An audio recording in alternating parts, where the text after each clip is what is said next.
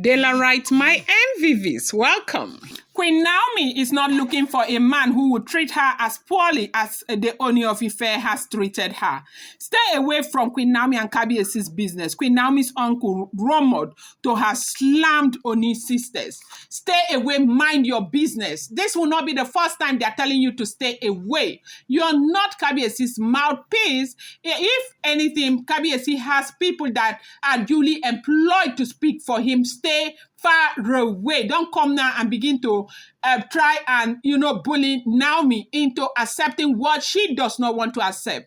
We have been keeping quiet, but right now you need to know that I am right here and everything will be settled before I go back to Australia. I'm not going to allow this to continue to happen, allow this to continue to, truncate my niece's happiness. You need to understand that as long as you continue to hold her back, you are an obstacle, and you don't want her to live a life that God has planned for her to live, and it is not going to happen. I am going to ensure that Naomi gets the freedom that she deserves to get. Now, the uncle has been of immense help to Olori Naomi, and that is why you see that no matter what happens, let there be one person that will stand. They said this man, that there are actually two of them. If you know, and if you're somebody who has been following this trend, okay, you know that very little is known about Olori Naomi's father. But they say the man is there, like he's somewhere, right? Yes.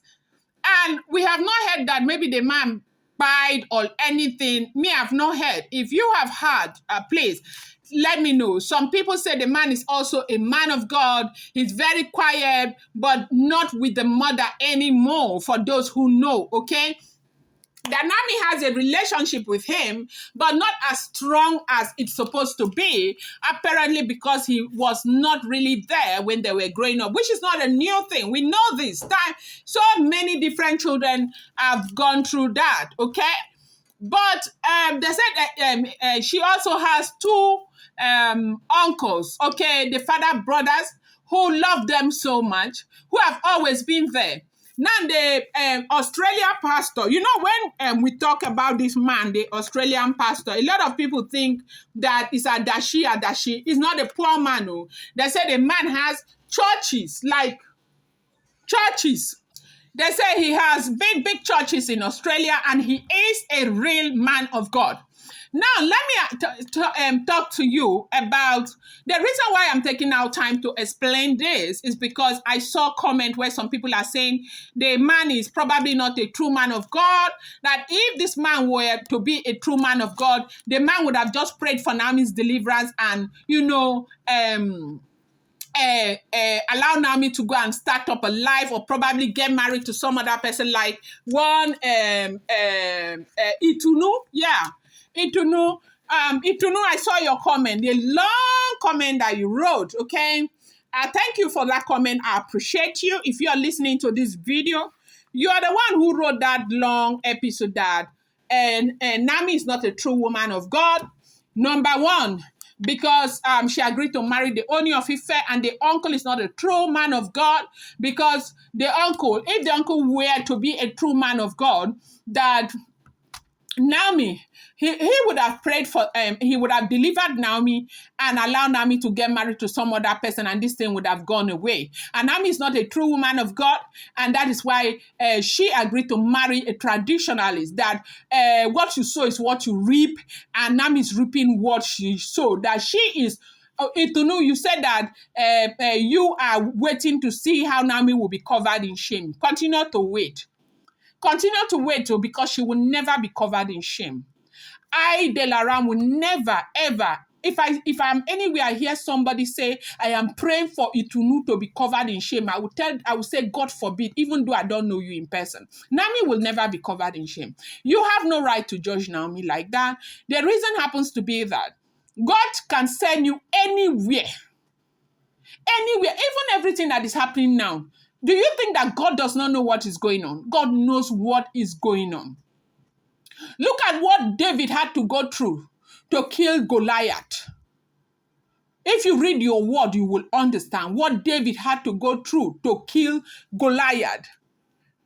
Go and look at the story of Esther in the Bible. It's never smooth. It's usually a very turbulent movement.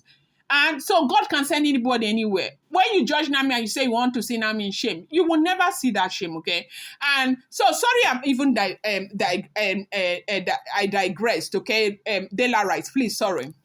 Now, you say if the uncle was really a man of God, that the uncle would have delivered Naomi.